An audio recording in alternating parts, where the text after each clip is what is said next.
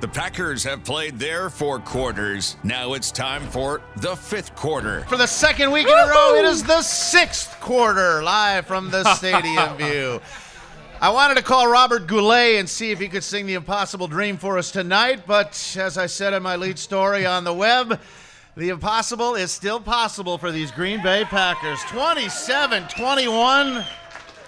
A ridiculous day on the shore of Lake Erie yesterday for these guys. Down 21-7 in the 4th. They come back and win it in overtime. Second straight walk-off win for the boys at 7-6. And yes, they made some big plays late to win a game after it was looking bleak. I really thought Cleveland might get the first one there, but nope, Packers prevail again. And we've got a guy who made one of the biggest plays in that game, Trevor Davis. He's still breathing heavy after that 65-yard punt return. He's in the house. I've got a one-on-one with the new Browns general manager, John Dorsey. You'll hear a little bit later on, an exclusive on the 5th quarter. Good friend of mine from a long time ago. And we'll get the very latest on number 12 in due time. But alongside, as usual, Matt Z, our co-host tonight. Hello. The first thing I heard from Mark after the game was, in an email, these guys are ridiculous. Yes. But in the best possible way. Just the way these last couple of games have finished. And you're right, there is still a chance. You're saying there's a chance. Not without 3 in a row. Right. Obviously. But right. And it's going to be tough in Carolina, absolutely. But considering what happened, it was October 15th, I think, 14th. When did it crack? Around then. Yeah, around Sounds then, right. something like that. And all right, if there's a way they can get into position and have hopefully him come back, they've done that. And it's been a trial and error, no question about it. There were good games, horrible games, and now the last 2 have been fantastic finishes, led by Brett Hundley, who has turned into Mr. 4th and 5th quarter. Right. The way he has performed. As you heard from the coach after the game, Brett really turns it on in the biggest moments. He seems to rise to that level, and that just is not something you can teach, especially from a young guy, to have that kind of poise, even when things don't go the way you want it to for the first 3 quarters, and this miss some throws. But this one, but he steps up. I know, but this one went so far off script. Right. For the first time, really, outside of a 2-minute drill and maybe a series of no huddle, they opened it up. Empty, no huddle, hurry up for really the 4th quarter. Hasn't even practiced it that much. Yet he carried it out, made all the decisions, did everything right. And these guys on both sides of the ball, and let's not forget special teams, obviously, with Trevor, just made gigantic plays to win that ball game. Well, yeah, and the defense stepped up when they absolutely had to. Just a stop. That's it. And they come up with a big interception, sets things up, and that's all she wrote. Well, the interception was easy. Yes. The play, getting to Kaiser and Clay chasing him down. Although we've seen in those situations where multiple guys go after a football in the air. Yeah. No, it was Martinez, Haha, and Jones. Yeah. All 2 hands raised above their head. Yeah. And how many times does that hit the ground? And, we've been saying this the past couple of weeks. It doesn't matter if you're winning pretty, as long as you're winning. Yeah. Like, we wouldn't care if this was a playoff game and you won that game and moved on. Yeah. We'd be thrilled. There would be no complaints in the city of Green Bay, but that's not always the case with it's the Packers Browns. fans. Yeah, okay, you look at Hundley's resume. Who did he beat? The Bears. Right. Stink. The Bucks. Sure. Bad. The Browns, hopeless. Yeah. But it's so wins. what? They're on the schedule, you beat them. And so they are at 7-6. But a lot has to happen. We'll try and cover playoff scenarios. That could take us the whole hour. But we got to get into the locker room. And it's going to be tough. Yeah, a lot to get to tonight. And again, we got some great stuff to give away. Make sure you sign up. Here we go. Let's roll to the locker rooms at First Energy Stadium, where Mike McCarthy says, we survived another overtime stress test. Well, that was a very good win for us. Obviously, we knew we needed to win coming in here. It's never easy. I can't say enough about our football team and our guys, just the way they just keep playing and making big plays and key moments in the game. And as for Hugh Jackson, close, but no cigar for the 13th time. It's unfortunate. Our guys, as I always say every week, it's a broken record. But they fight hard. They do a lot of good things, and we do things that don't give us a chance to finish football games. Just can't finish. Youngest team in the league. You think Hugh Jackson was thinking it all? Why didn't you just fire me too? Well, get me out of this. He's going to get one with John, that's for sure. Yeah. All right, yeah, we'll absolutely. see what happens. All right. Well, let's start with the overtime, shall we? That's where Josh Jones outleaped Martinez and Haha for that floating interception. I was just trying to show my vert. Get up there as high as I could. Who'd you beat on that play? I think it was Blake. Yeah, Blake. Blake is always running the ball, so I had to beat him out. So his vert was about an inch more than the other two, that's for sure, and he pulled it down, and it was DeShone Kizer who made the bad decision. Flush to his left. He did see a receiver behind just about everybody, but he couldn't get planted because Clay Matthews got a piece of his arm. I was able to see Rashard Higgins spin off of his guy and having an opportunity to go down and make a game-winning touchdown. He was wide open. One of the better players in this league was able to reverse fields with me, get his hand on my arm, left the ball in the air, and they were able to make a good play on the ball. 32nd turnover for the winless Browns this year. An and amazing that's number. Absolutely why they're now minus 0-13. 21 on the turnover table. Because you saw they've got talent, especially now that Josh Gordon is back. I mean, the guy's just ridiculously talented. Yeah, he's good. But their defense can play. They've got a lot of playmakers, really, really young team. But with DeShone Kizer, it's, a couple of turnovers a game you used to be able to count on with him. Yeah, that's true. Well, from there, Brett Hundley and Davante Adams finished it off. They connected on the 1-yard back shoulder with 17 seconds left, and Adams took the short throw 25 for the walk-off win.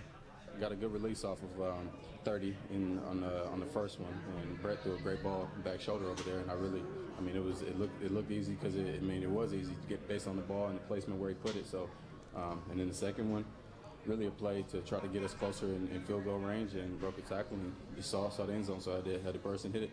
One little broken tackle, 17 broken tackles from the perimeter players in that game yesterday. Yeah. The wide receivers and running backs on the edge. That is a ton, and the big one obviously ended it. And a lot of focus from week to week is on Brett Hundley and his performance for the first 4 quarters or overtime the last couple of weeks. But really, the big storyline is just what a stud Davante Adams is turning into. They're gonna have to charge $50 a ride down Right. that sledding hill to pay for this him. guy. Yeah, Yeah. I think so. Well, and what Aaron Rodgers is going to be getting his next time around. We're up to $100 a trip down the sledding hill. Adams has really emerged as a top-tier talent. He's big time. Well, Hundley has had his obvious limitations on display at times here in this 2-month stretch, but he has made the big plays in crunch time. And over the last 7 games plus, he only wanted to keep this thing going. My number one, thought going into it was keep our hopes alive to make the playoffs, and we're still in it. So at the end of the day, whatever happens, happens. I'm just here. When my number's called upon, I'll be ready. But in the meantime, that was my number one goal, and we're still in it. And so let's keep it rolling. He just sounds so happy-go-lucky all the time. Right. Doesn't he? And they got it rolling. Certainly hasn't been a smooth roll, obviously. Rallying 2 weeks in a row just to reach overtime. And yesterday, beating that winless Browns team, Mike Daniels could only say, whew. It was just a hard-fought one. That team is a lot better than their records. Tough running back, one of the best receivers in the game. And that quarterback, when he figures it out, this team has real potential to be dangerous. And they've always had a lot of talent on defense, so we knew it was going to be a dogfight. And obviously, it's obvious we have so many things we need to correct and work on, and that's the beautiful thing. We get to go through the film, correct the correctables, and it's always good or it's better to correct off of a win. No question about it. The film session's always a little easier, but it wasn't very pleasant from what I understand from Mike McCarthy today. We'll talk about that a little bit later on as well. As for the coach, all of Packer Nation now is awaiting word on the quarterback. Not Hundley, but Rodgers. We love Aaron Rodgers, but I will not answer any questions about him today. This is about winning the game, and he's still in a medical situation, and as soon as we have the information, we will try to get it to you. Well, we got some information on Aaron Rodgers late this afternoon. Just left the press conferences up at Lambeau. Mike talked just over an hour ago and had an update on Aaron. Yes, he had the scan today. Here's where it's at. I understand there's a lot of interest in Aaron Rodgers' status. Why? Just to give you an update, there's a number of scans testing that went on this morning. It is now on the evaluation stage. Dr. McKenzie is reviewing it. There's a number of medical opinions that will be involved in the decision. So at this time, I do not have a clean decision for you or an update. That's where it stands. Just as a follow-up, can't hear the question. I can't give you a timeline. Frankly, obviously, I think everybody would like to, make a decision as soon as possible. Obviously, the offensive coaching staff's in the process of putting together a game plan. But at the end of the day, the organization is focused on doing what's in the best interest of Aaron Rodgers' health. All right, so that's where it's at. The scan was conducted. Right. Dr. McKenzie is looking it over. He's going to seek opinions from other shoulder experts around town, around the country. Maybe call Martellus Bennett to see what he thinks. And then make a decision.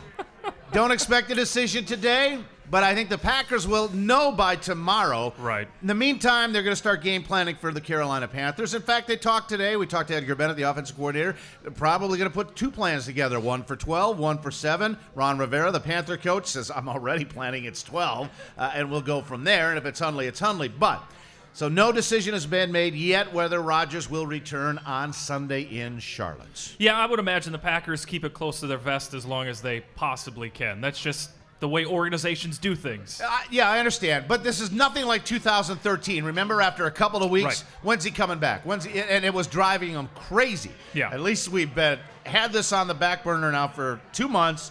It's been Hundley's show, and now that the time is, well, the clock is ticking because he's off IR. He's practiced a couple of weeks, so they'll have to make a decision. Look for an announcement Wednesday, I would guess. Guys are off tomorrow, and they're certainly not just going to throw it out there just to throw it out there. But I imagine Wednesday we should have a determination whether it's Aaron or not. Yeah, I would imagine once you get back into practices, if he's out there, first team, that sort of thing, I think we'd have a pretty good idea. That'd be a great indication All if right. he's going to So play. there you go. From Cleveland yesterday, had a nice trip to Ohio, got back today. Packers 27, Browns 21 in OT. We're just getting started. We are live, and we would like to welcome our listeners from Sheboygan and Wausau, and those who are looking in on the stream on our Midwest Communication websites. And we are at the Stadium View here on Holmgren Way, and brought to you by our friends at Robinson's Heating and Cooling, American Metal Roofs, Nicolay Bank, and Diamonds and Gold. And, of course, the View, great place as the holidays are roaring to us. Yeah, always a great place for food and drink specials. But this Wednesday, they'll have Singo from 6 to 9. This Friday, they've got the Gambler game over at the Resch. Puck drops at 7:05, so pregame here and postgame here. Saturday on the 16th, it's the UWGB Phoenix men, 6 o'clock over at the Resch Center. Pregame here, postgame here. All right. And then Packers-Panthers. Yeah, it's not a home game. Make it a home game here at Stadium View. Tons of drink specials All right, all game let's long. do it, shall we? When we come back, boy, you had a nice run yesterday. Trevor Davis is our special guest, and he'll join us when we return to the View and the 5th quarter right after this timeout. Project. Welcome back, everybody. We're live from the View, and it is a pleasure to welcome our special guest tonight. 2nd year out of the University of California, Golden Bear. 5th-round draft choice of the Packers last year. Wide receiver, but this guy's making some hay doing the return game. Ladies and gentlemen, it's Trevor Davis. Hello, Trevor. Thanks for coming over. Oh, I'm happy to be here. Close to the stadium, too. That's real nice. I know. That's one of our big draws here. You get in, you get out, home by dinner time. What a crazy game, Trevor. How did you pull that one out? Yeah, that was crazy. After the return, even if I didn't get any return yards, we definitely had some steam going into that drive. And just seeing us go down there and score, going to OT, and then having the series of events that we had. We didn't win the toss. That was, don't always like that when it comes to overtime. But the interception, everything that happened, it was just. So you're convinced 75 yards, 2.5 to go, no problem. Yeah. Instead of 25 yards. Yeah. For Our offense, the way they were spreading the ball out, I thought we could do it. Yeah. Well, we're picking up, and just in case they couldn't get going at the 10-yard line, which is where you caught it. Trevor had one of the biggest plays of the game. Let's hear how it sounded from our friends from Fox Sports, said Tom Brenneman on the call.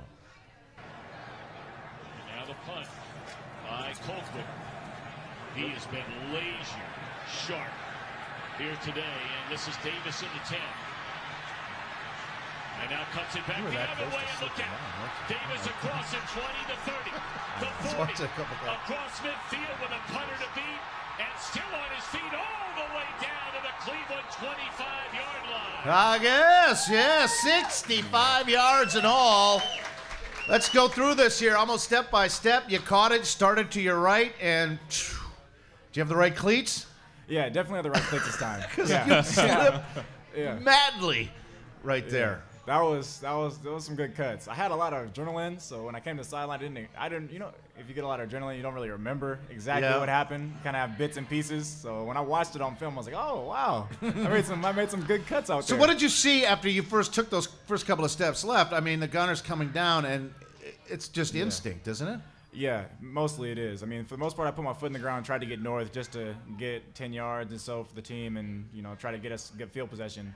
But from there, I was just like, from now I just need to break tackles and get around guys. So I was able to do that, and sometimes I don't know exactly how. I just kind of looked for daylight and found it. Curl to your left, and your run was great. But one of the most impressive things to me is on a peel-back return, blocks in the back are almost routine. And I saw 2 or 3 guys actually just stop running. Geronimo Allison literally fell over to avoid collisions. I thought that was great smarts, great poise on those guys in a difficult situation to just not sure any laundry hit the field. Yeah, I know. I mean, I was watching it too, and I saw that, especially by Geronimo. That one really stood out to me, and it's just a bunch of smart plays out there. I mean, the guys knew that their blocks would matter, but at the same time, they could only shield them off because they don't want to get a block in the back. And we've been focusing on that a lot because we've gotten a lot of penalties on this team. Yes, you have. I don't want to. As you've noticed, yeah. Yes. So I think you're the most penalized special teams in the league, up there.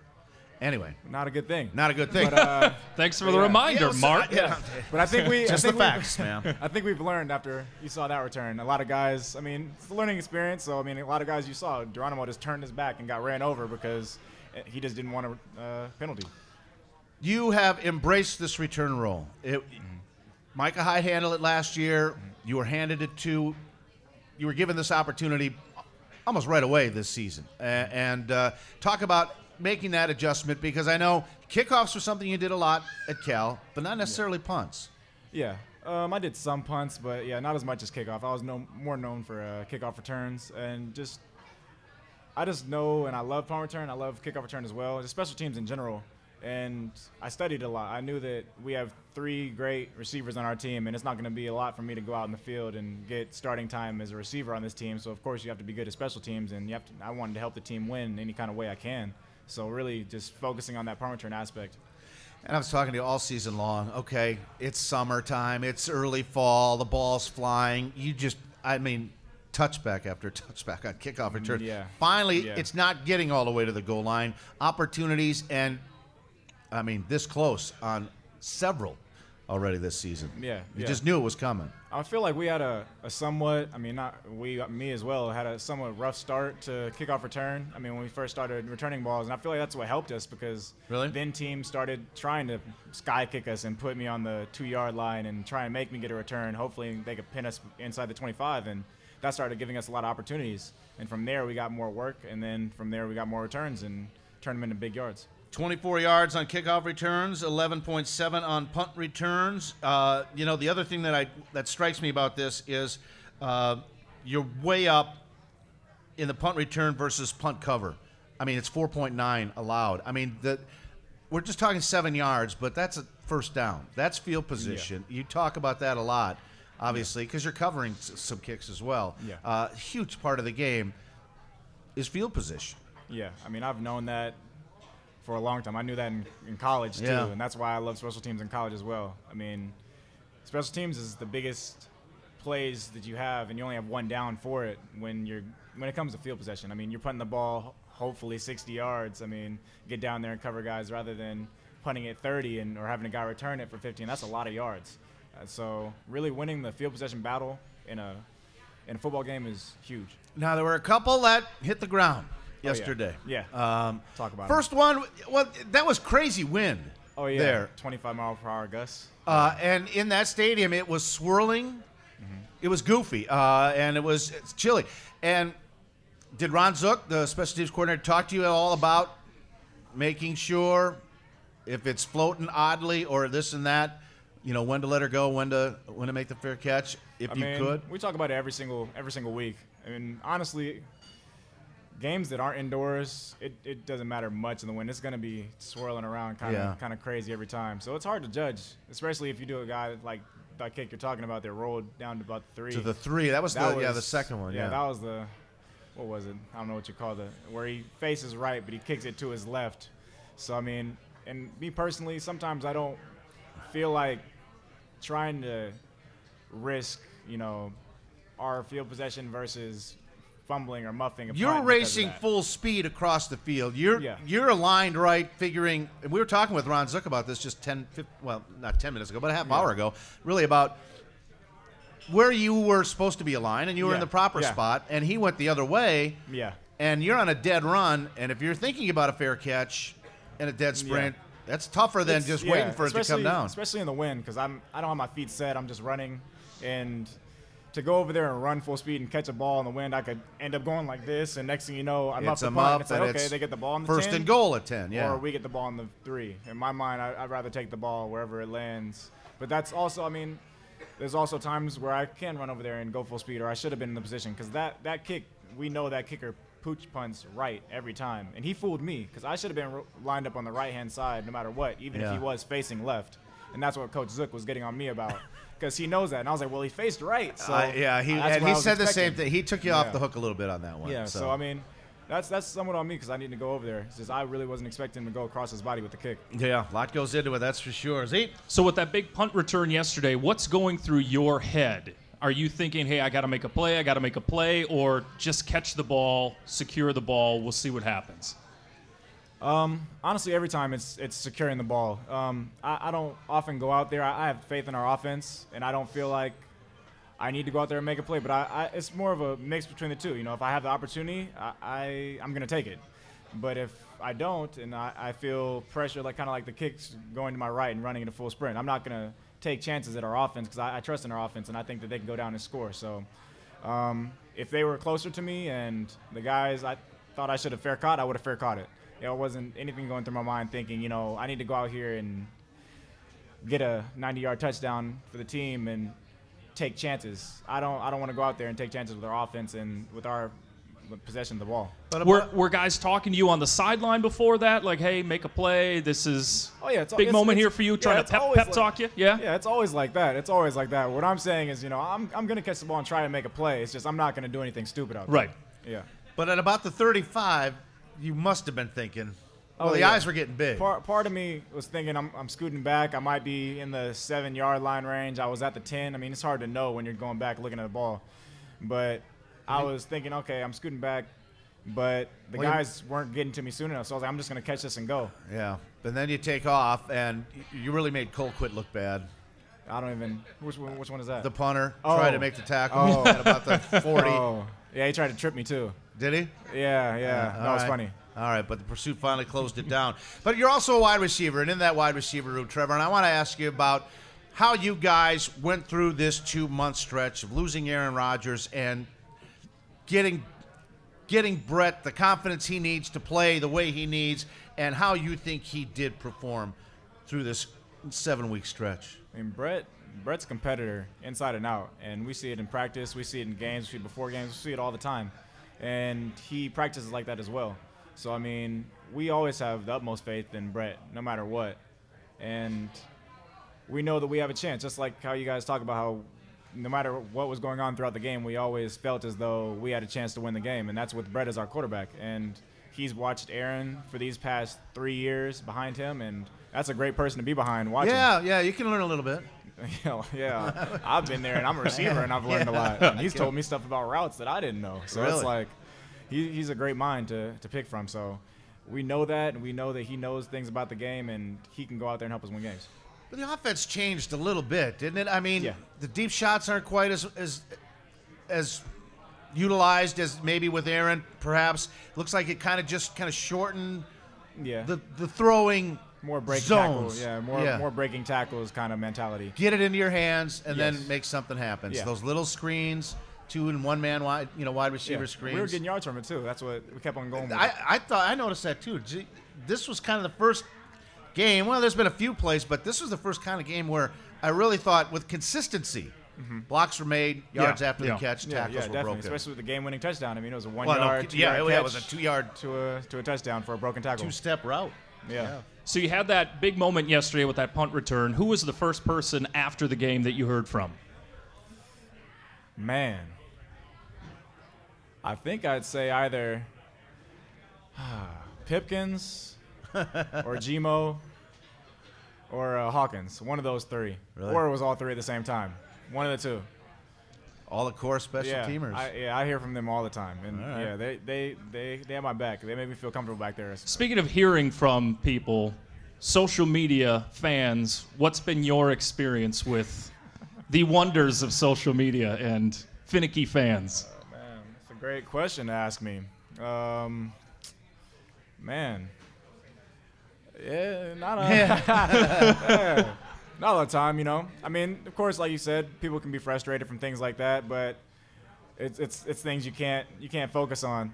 I try not to focus on it too much, but yeah, like you said, not a lot of great things are said. There's not a lot of positive things. Right. Nah, it's a lot of things that they don't really know about. You know, like I'll tweet. I've tweet constantly during the game, and the replies I get, especially at 21-7, you would not have believed. I mean, it was just jettison the whole crew. You lose to the Browns. I want out. All this kind of stuff. Yeah. It's amazing. Yeah, it's a lot of telling me what to do. You know, they're all experts. that's for sure. Ran over there and fielded that punt. How about Josh Gordon, Demarius Randall's little tete-a-tete tweet today? That was funny. I don't know if did you see that or hear about it? Josh Gordon tweeted out about how Demarius Randall couldn't cover my jock, and Demarius came back with even an unkinder reply. I think you're back on the bleep again, and this kind of sort. I will say this. All right, comeback. Demarius, good comeback. Good comeback. Demarius locked up Gordon yesterday, one-on-one. Mm-hmm. I mean, the first throw of the day was a 38-yarder versus his own. Yeah, that was his longest catch of the day. Caught the 18-yard touchdown. Yeah, that was maybe the one grab. Terrific grab. That was a heck of a pass too. His last catch came with 8 minutes left in the second quarter. Yeah. And that was it for Josh Gordon's day. And he's an amazing talent, too. Yeah, he is a tremendous talent. There's no question about that. But I thought Harris did a pretty good job. So how do you rationalize what you hear online from fans and just sort of, do you let things get to you? Or is it just kind of, these guys would never say it to my face anyway, so don't give it much thought? I would say it's more motivation. In my mind. I mean, sometimes, honestly, I screenshot some of the things people say to me. No, they think they say to me. I don't say anything back. I just, like that. But I see it, and I'll screenshot it. I'll just remember that they said that, and I'll be like, I just want to go out there and make plays and prove people wrong, kind of like I've wanted to my whole career and throughout college, throughout high school when I was underrated. I mean, it's kind of my mentality that I've had throughout football as a whole. People doubt you, and might say certain things about you, but you just have to go out there and prove them wrong. All right, tweet that. In a place like Cleveland or whenever you're on the road, how often do you hear some pretty nasty stuff from fans in the stands? It's too far away to hear. You don't really hear much, yeah? Yeah. Sometimes you'll hear something, but it's normally really random, like they didn't know what to say at the moment or whatever the case may be. I forget what they said. Somebody said something this past game. It was random. Something about, you won't have Rodgers, so you won't win the game, and then they lost the game. So you just hear little things, Yeah, just really random things like that. But it rhymed though when he said it. That's what I don't remember what he said. It was like it was his own little slogan. So I've been working on it all during the tailgate party. But nothing that's caused you to want to try to jump in the stands like a Quentin Jefferson in Seattle. No. Yeah, I saw that. Yeah, but that's. Too bad. That is too bad. All right, but he's too good. As a punt return, Trevor Davis, our guest tonight. We're just getting started. We're going to take a break. We can come back more with Trevor, and we'll look for a hot play of the day from that win over the Browns. Don't go away. The fifth quarter returns right after this. All right, welcome back to the Stadium View, everybody. Trevor Davis on board tonight. Happy holidays as the Packers get to 7-6, and they didn't get a whole lot of help. Yesterday, Carolina knocked off the Vikes. I'd rather have the Vikes win the division and knock Carolina down a notch. Detroit a winner over Tampa Bay. Although Jacksonville helped out by knocking off Seattle. Atlanta won on Thursday night. There's so many things that got to happen. The only thing that must happen is beat Carolina on Sunday, and then we'll start eliminating the possibilities as we go. All right, time for our hot play of the day. You know how it works. You guess the hot play of the game. You'll take home a prize tonight from our friends at Robinson's Heating and Cooling. Also get qualified for a grand prize drawing coming up in just a couple of weeks, and that is a pair of indoor club seats to that Minnesota Viking home finale on the 23rd. And they're lined up for several hot plays to choose from. I have an opinion. Sue, what's your guess? Trevor's punt return. Oh, I already played the call. And it would be the obvious choice. Oh, yeah. I thought it was that too. Did you? Trevor guessed it too. Yeah, I know. That was a very, very, very warm play. Not only is Sue wrong, Trevor's wrong too. Yeah, so it's okay. And that's what hurts the most, I think. All right. All right, what's your guess? Devon Adams, second touchdown. Well, the hottest play of that day put the game on ice. Cobb and Nelson to the left with Cobb in the slot. Now Devontae in motion to the left. 3rd down and 6 from the 25 of Cleveland. Williams the lone back. Quick toss, Adams left side. Spins got the first down. And more to the end zone for the touchdown. And the Packers have won. Well, he just said they would have scored no matter where they got. Yeah, exactly. Walk-off 25-yard touchdown reception. Thought Mason Crosby's point after. 27-21 Packers. Unbelievable. Yeah, the game winner, the walk-off from Devontae, who admits it took a mighty comeback effort. A lot of clutch in our DNA over here. I see a lot of guys, like I said before last week, or earlier in this week, it's not in our DNA to give up. So it wasn't looking like it was in our favor late in the 4th there, but continue to fight and get it done. They got it done, that's for sure. Devontae is our hot play of the day, and our winner is Tim. Tim, you're in. We'll do the cold play a little bit later on. 2 weeks in a row. Big drives to tie, walk-off wins. What's going on in that locker room, Trevor? This is a never-quit bunch without a star player. It's a whole lot of faith in that locker room, really. Just like Devontae said, we have a lot of fight, and we don't quit. And that's huge in having a football team because, no matter who you're playing, no matter if it's the Browns or the Patriots or whoever it might be, it's still an NFL football team. And you're going to have to go in there and fight to the end with somebody because you never know what might happen. Not everything's going to go your way. So knowing you have a team that fights to the end is always great. How much are you drawn on the run-the-table thing last year where you were in the same position, had to win out, had to march through teams at home, on the road, just to get in? I think the biggest part of that, or running the table, or whatever it might be called this year. We haven't come up with anything yet. No, not yet. No. Well, I think the main thing for us is not exactly to not focus on it, but just to focus more on the game at hand rather than the big picture. Because, of course, the big picture is to win all the games, but if you're thinking about winning the 3rd game out of one, you really just want to focus on the next game and not even know who the opponent is after that, and not even know who the opponent is after that. Because at the end of the day, they won't matter if you don't win this first game. You guys are so regimented and routined, though. I mean, fans go crazy thinking about all the playoff possibilities. Who do the Seahawks still have to play? Who are the Rams playing? You are the most conditioned Sunday to Sunday people in America. Yeah. It's you have to be. It's every day for us. Yeah. The main thing is the next game. No matter what your record is, no matter what the playoffs look like, the main thing is winning the next game. So you have 1 touchdown in your career. Atlanta last year, was it? Mm-hmm. You got the ball? Huh? Do you have the ball? Yeah, my mom has the ball. Nice. Yeah. All right. Where is it displayed? Very trustworthy person. Yeah. It's in this nice glass box that she bought. I think it was off Amazon because she buys everything off Amazon. All right. And, it's in this nice little Hall of Fame room she made for me that it's kind of embarrassing sometimes. Yeah. Yeah, but she's mom, so proud of you. That's right. Understand. She calls it the Hall of Fame room? No. I don't know what she calls it. I should ask. But it's a lot of stuff. All right. Yeah, a lot of stuff. You said your mom buys everything on Amazon. Does she have a problem? I mean, does she just shop all the time? You know when you get the Amazon Prime and everything's free shipping, so it makes people feel like buy everything. You know what I'm saying? Yeah, I was like, I'm saving because I'm not paying for shipping. So I was like, okay, cool, I'm gonna buy this. $100. No shipping, it's fine. Imagine you guys do all your stuff online. You don't have time to run to the mall. Yeah, no. So that's great. This time of year. Yeah. Yeah, no. Not a lot of time. These off days are like the main days to get things done. I was running errands all day before I got here. Oh, really? Yeah. All right. Yeah. Well, tomorrow might be my day to actually start doing a little bit of that here. I'm on the road again this weekend, and before you know it, Christmas is here. But, yeah, you guys there's UPS boxes rolling into your locker room every day. Oh, yeah. Yeah, definitely. All right. All the time. So what do you remember about the draft process? Do you remember the phone call from the Packers? Do you remember what you were thinking in that 5th round, where you might fall, that kind of thing? Yeah, I mean, it's stressful. A lot of guys call you, and you don't know which one is the call, and it ends up just being a coach saying, "Hey, we might take you." The next guy calls, "Oh, we might take you." Really? And after a while, you're just like, "All right, nobody's gonna take me. This is crazy." But I mean, I got a call from my agent, or a text actually, and he said, "Oh, the Packers are interested.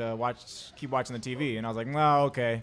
You never know how this stuff goes. And then I get a call, and they say it's Green Bay Packers. I'm like, oh, hey. Yeah, so round 5 is the middle of Saturday, and right? They finally, they finally told me, you know, this next upcoming pick, we're going to take you. And that's where everything set in. The first thing you think about, especially being from Cal, I mean, you think Packers, you think Aaron Rodgers, and you think all the championships you guys have been to and how great of a team it is. So that was the main thing that hit me. Is that kind of the first thing you were thinking when you hung up the phone, or what was going through your head? I mean, what kind of emotion? It's hard to even say what's going through your head at those moments. There's a lot of things, and people grabbing you, and you can't hear what people are saying on the phone, and then they tell you to go outside because they can't hear you talking. So, yeah, there's a lot of stuff going on. Who was with you? Where were you? I was at my mom's house. Yeah, you were in the Hall of Fame room. Yeah, exactly. Yeah. What was the first thing? What was the first thing your mom did when you got drafted? Her and my auntie threw their arms up there and started running around the house, most likely like every other family would. And then she went to Amazon.com and ordered a bunch of Packers gear. Then after I got off the phone with the Packers, because they have a long talk with you about, you know, you talk with a bunch of different people in the organization. When I got out, I mean, I had Packers hats at my house because my friends have already ran to the store and then ran back for me to put on a Packer hat and all this different stuff. So that was fun. That's awesome. So you started your college career at Hawaii, a couple of years there, transferred to California. Why did you leave Hawaii?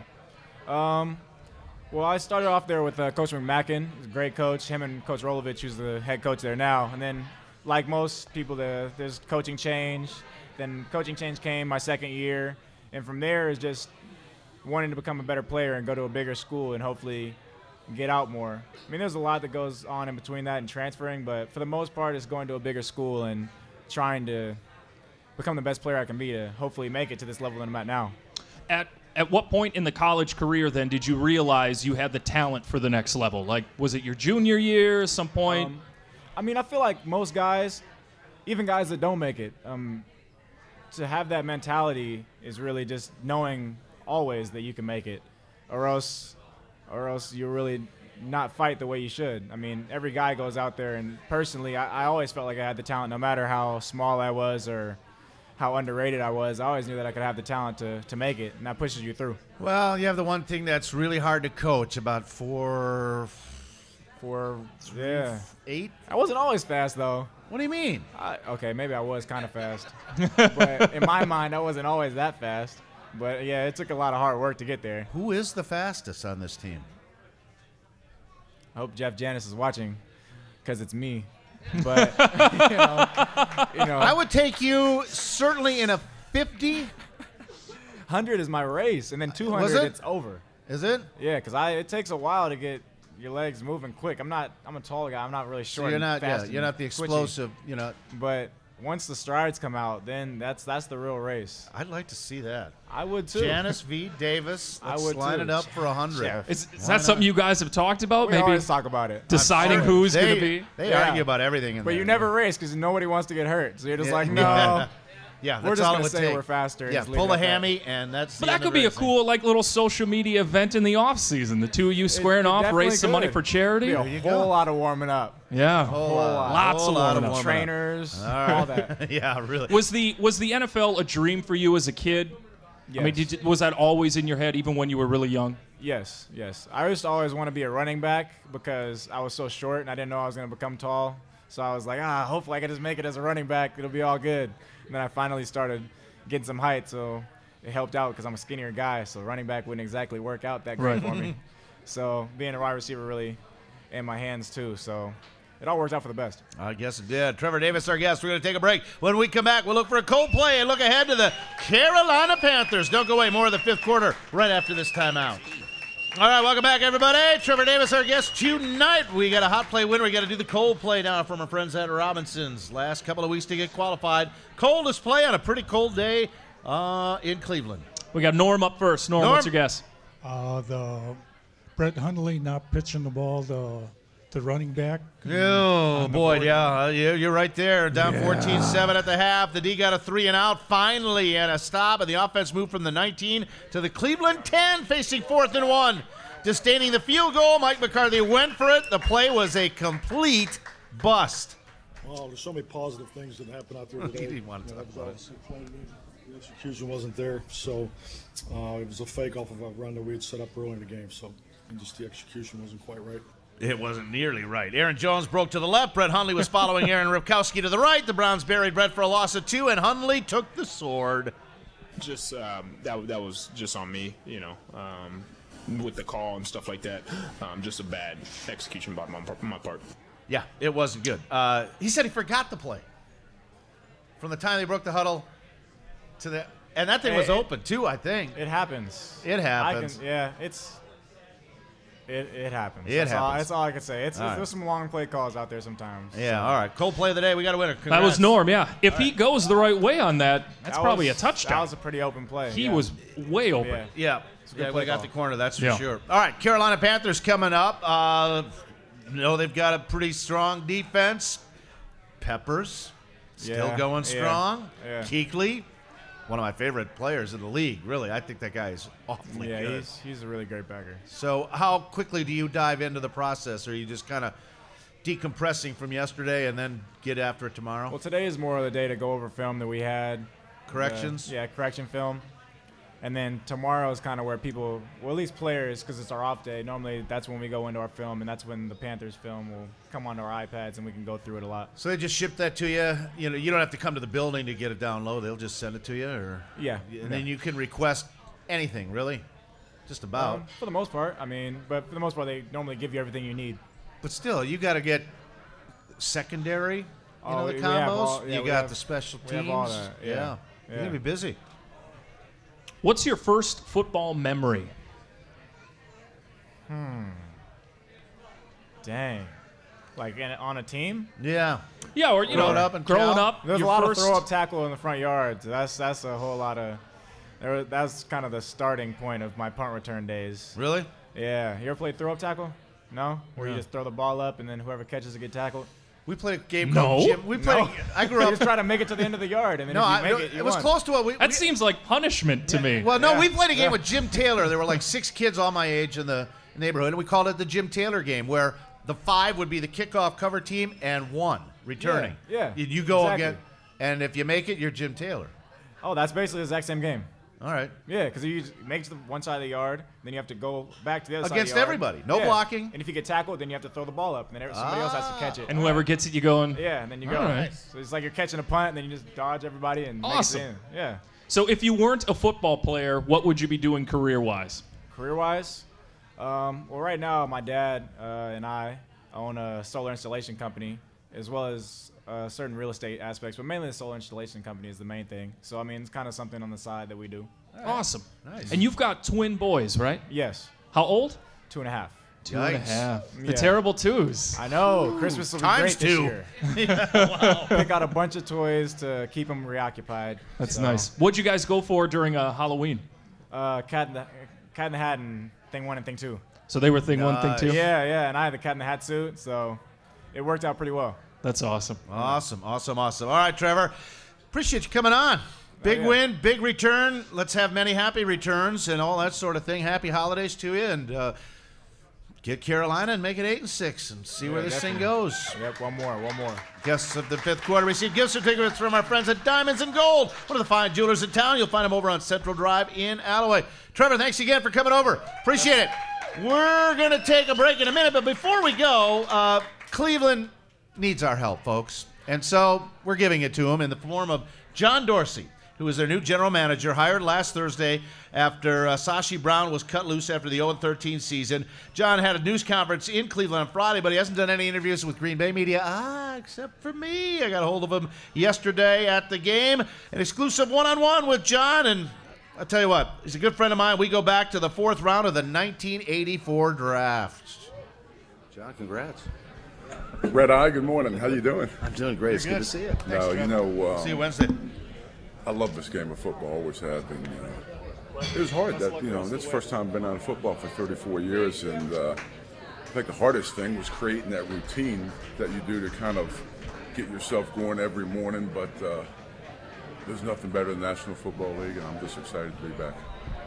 John, you know how big this job is going to be. How big do you think it's going to be?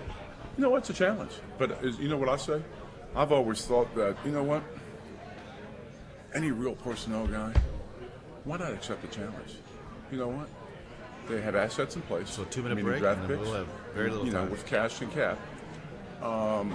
Great fan base, iconic franchise. Why not take the challenge? Because if this thing, Dave forgot to give it to him. I'll get it to him. That's a pretty big deal to me because I do. I think this is, they have such a deep, rich tradition here, and the fan base. You know what? Why not take a shot? Let's see what happens. It won't be. Let me put it this way: it won't be from lack of work or lack of preparation. I can tell you that. I know you. It's not concerned. How important is it to have a month to just evaluate this landscape? Invaluable. Because in 13, when I accepted the position in Kansas City, it was hard. It was hard because you didn't really know certain dynamics of the building, certain dynamics of the locker room. But now this gives me a chance to observe the players, how they prepare, people in the organization, and understand the culture and see if it is actually the right culture that actually breeds success to win. And that's the only, I've learned that in Green Bay. My core principles, everything I've learned about success is from Green Bay Packers. Hope it translates. Well, time will tell. Let me watch it. Don't get scared, Red Eye. He still calls me by the old nickname, Red Eye. John Dorsey, the general manager of the Browns. Wish him well. He's got a lot of work to do. We got to take a break, but when we come back, hey, we got a great gift certificate to the Pro Shop from Robinson's. Don't go away. We'll wrap it up right after this timeout. Live from the Stadium View Bar and Grill, here are Mark Daniels and Matt Z. All right, welcome back, everybody. We're tight to the clock. Robinson sends you to the Packer Pro Shop when the Packers are away, and who's going shopping? Alex Albrecht. Alex Albrecht, front and center. It's Cam and the Black Cats next Sunday at noon. We'll see you next Monday night. Thanks for coming out. We'll see you, everybody. Thanks, everybody.